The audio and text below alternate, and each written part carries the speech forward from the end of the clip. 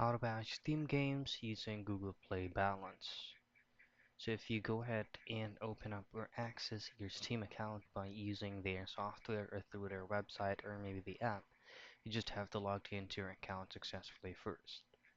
Now into here, all you have to do is to go to your user profile, which is going to be manage account, and then head directly to view my wallet. Now in here, you just have to choose on a specific amount of fund that you have from your remaining balance on your Google Play.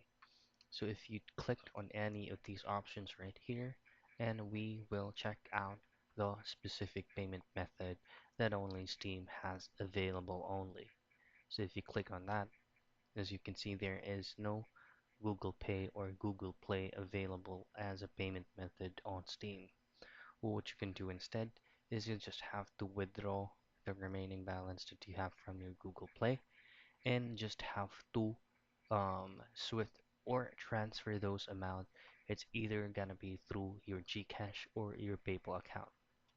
And once you have successfully transferred the remaining balance from your Google Play fund through maybe PayPal, again, just choose on the desired amount on how much you have from your remaining balance and choose on that specific payment method where you transfer the amount and then just go back to the store and purchase the game you want.